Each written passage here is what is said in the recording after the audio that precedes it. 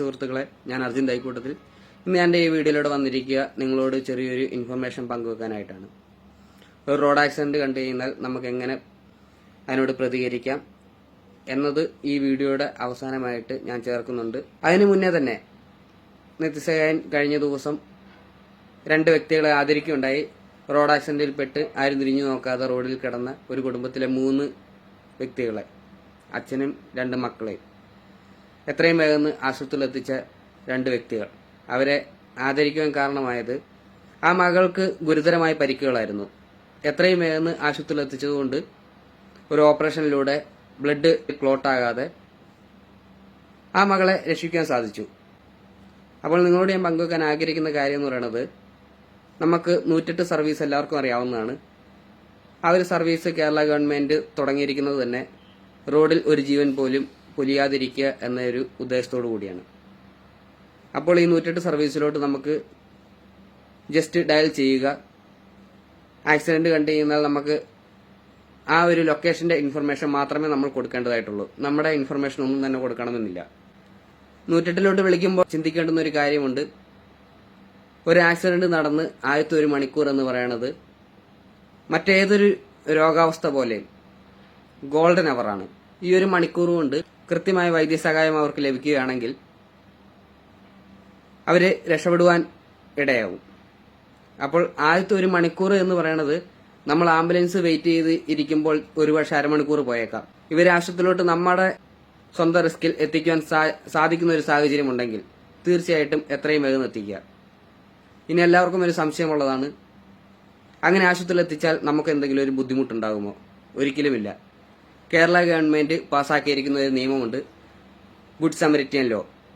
Good Samaritan law പറയുന്നത് ഇങ്ങനെയാണ്: ആക്സിഡന്റിൽ ഐ വിറ്റ്നസ് അല്ലാത്ത ഒരു വ്യക്തി ഇരകളെ ആശുപത്രിയിൽ എത്തിക്കുകയാണെങ്കിൽ അവരുടെ പേരോ അഡ്രസ്സോ അങ്ങനെ മറ്റ് ഏതൊരു വിവരങ്ങളോ നൽകേണ്ടതായിട്ടില്ല.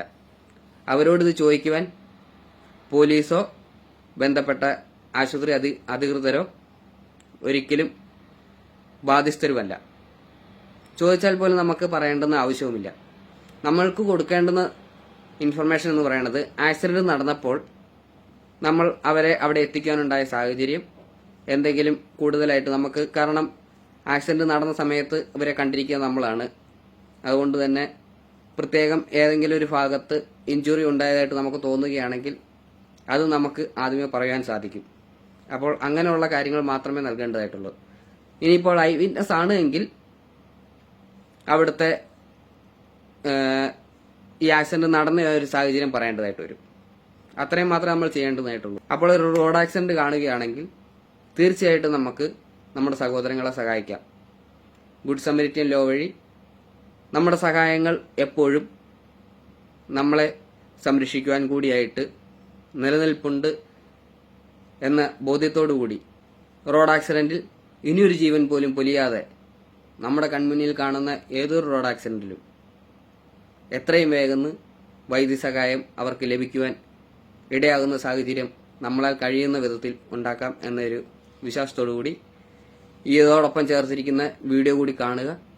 ആ ഒരു വീഡിയോയിൽ പറയുക റോഡ് ആക്സിഡന്റിൽ പെട്ടിരിക്കുന്ന ഒരു വ്യക്തിയെ എങ്ങനെ നമുക്ക് ഫസ്റ്റ് എയ്ഡ് നൽകാം എന്നതാണ്. ഇപ്രകാരം ഒരു സഹായത്തിലൂടെ നിങ്ങളുടെ ആരുടെയും പേരിൽ ഒരു കേസ് എടുക്കുന്ന ഒരു സാഹചര്യം ഉണ്ടായാൽ നിത്യസഹായന്റെ പ്രതിനിധികളും നിത്യസഹായകനും നിങ്ങളോടൊപ്പം എന്നും ഉണ്ടാകുമെന്ന ഉറപ്പും ഞാൻ നൽകുവാൻ ആഗ്രഹിക്കുകയാണ്.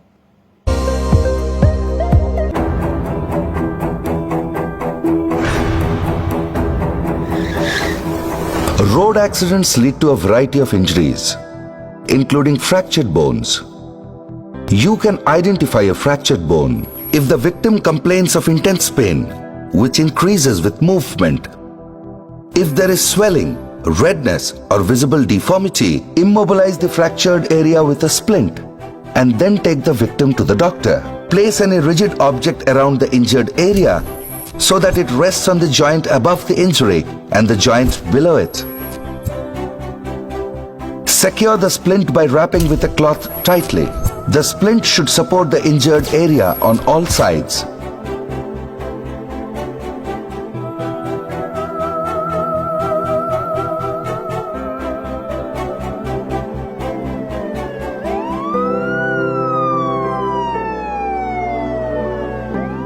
Fasten the splint at both the joints. Don't hesitate to help road accident victims. Good Samaritans are protected by law. As per the Good Samaritan law, the Good Samaritan should be allowed to leave immediately and no questions shall be asked. The Good Samaritan shall not be liable for any civil or criminal liability. The Good Samaritan shall not be compelled to reveal his name and personal details. The Good Samaritan cannot be forced to disclose personal information, even in a medical legal case. The Good Samaritan cannot be detained or demanded payment by the hospitals. Nithya Sahayakan Charitable Trust. Making a difference through compassionate giving.